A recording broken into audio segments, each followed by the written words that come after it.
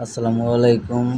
আমি আর আমার ছেলে আমরা যে বরিশালে কয়েকদিন আগে যে কুঠির শিল্প মেলা আপনারা শুনেছেন, সেই মেলা দেখতে গিয়েছিলাম। দুই বাবা ছেলে আসলে অনেক দিন যাবৎ বলছিল বাবা মেলায় যাব মেলায় যাব, তাকে নিয়ে যাওয়ার জন্য চলছিলাম। আর বর্তমানে যে গাড়িওয়ালারা অনেক টাকা ভাড়া চাইছিল, তাই বাবার ছেলে বলছি যে বাবা চলো আমরা এতটুকু জায়গায় হেঁটে যাব। তাই আমরা হাঁটছিলাম, হেঁটে হেঁটে যাচ্ছিলাম আর এই দিক ওই দিক ভিডিও করছিলাম। আসলে দেখে ভালোই লাগছে। পিড়ি পিড়ি বৃষ্টি হচ্ছে, আমি আর আমার ছেলে ছাতা নিয়ে একটু একটু করে সামনের দিকে আগাচ্ছিলাম।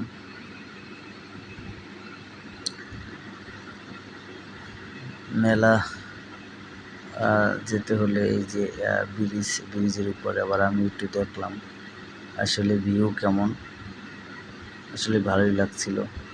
এই যে আমার ছেলে ছাতা নিয়ে ও হাঁটতেছে, আমি ওর পিছন পিছন যাচ্ছিলাম ব্রিজের উপরে।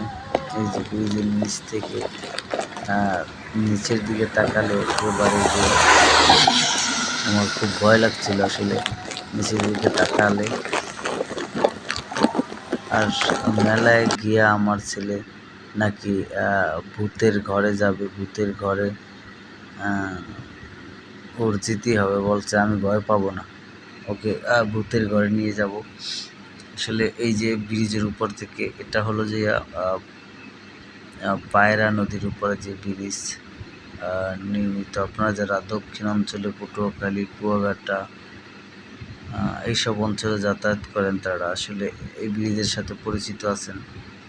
এই যে ব্রিজের উপর থেকে যে নিচের দিকে তাকালে আসলে খুব ভয় লাগে,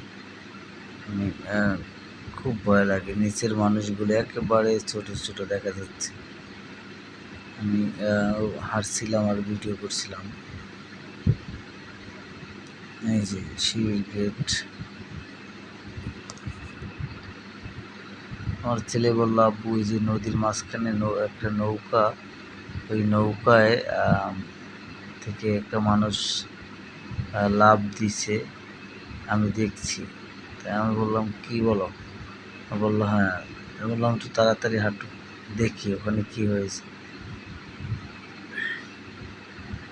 এই যে ব্রিজের উপর থেকে নিচে একেবারে তাকালে কিন্তু মানুষগুলো পাখির মতো দেখা যাচ্ছে। আসলে অনেক উঁচুতে, আমরা উঁচু থেকে ভিডিও করছিলাম। আসলে বৃষ্টি হচ্ছিল।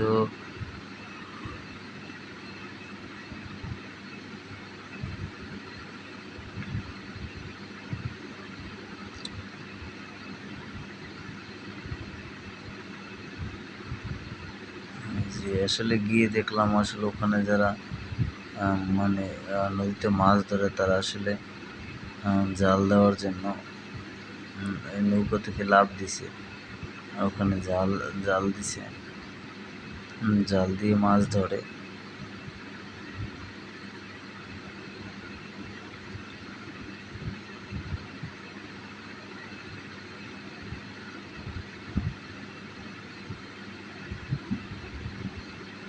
এই যে এটা হলো পায়রা নদীর উপরে ব্রিজ। এই ব্রিজ দিয়ে অনেক গাড়ি যাতায়াত করে। আসলে এই ব্রিজের পাশে তেমন কোনো জায়গা নেই, মানুষ হাঁটার জন্য অল্প একটু জায়গা। আসলে হাঁটা অনেকটা রিস্ক। ওই যে নদী, ওই যে মানুষ যারা মাছ ধরে আসলে।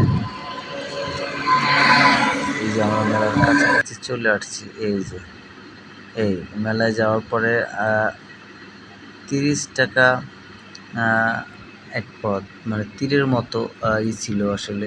30 টাকা নিয়ে 6টা নিতে হয়। 6টা যদি 6টা বেলুন ফুটানো যায় তাহলে আমি একটা এক সিরিয়ালে 6টা যদি বেলুন ফুটানো যেত তাহলে কিন্তু আমি একটা বড় পুরস্কার পেতাম। আমার ছেলে বলল আব্বু তুমি একটু ট্রাই করো। আমি এবার কিনলাম, কেনার পরে ট্রাই করলাম। পরে আমি একটা কি পেয়েছিলাম, এই যে এই ভূতের ঘরে ঢুকছি আমরা। 50 টাকার টিকিট কেটে তারপরে ভূতের ঘরে ঢুকতে হয়। ওই যে দেখছেন ভূত, আসলে ওই ছেলেটা আসলে সব কিছু ঠিকঠাক আছে কিনা দেখার জন্য, অনেক বৃষ্টি হয়েছে, সব কিছু ঠিকঠাক আছে কিনা সেটা দেখে। আমার মনে হয় আমি আর আমার ছেলে আসলে ভূতের ঘরে।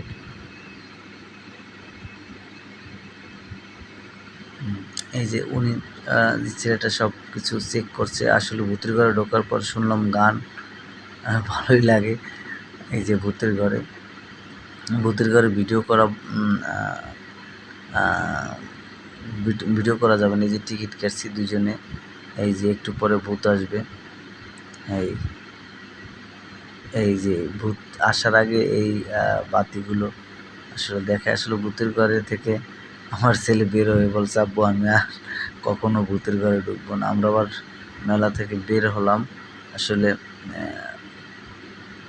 মেলা থেকে বের হয়ে অটো করে আমরা আবার আমাদের বাড়ির উদ্দেশ্যে রওনা দিলাম।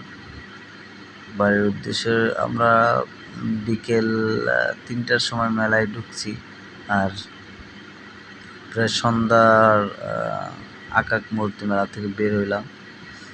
যাই হোক, এই ভিডিওটা করলাম আসলে আমি আমার ছেলের একটা অভিজ্ঞতার কথা আপনাদেরকে শেয়ার করলাম। সবাই ভালো থাকবেন, আল্লাহ হাফেজ।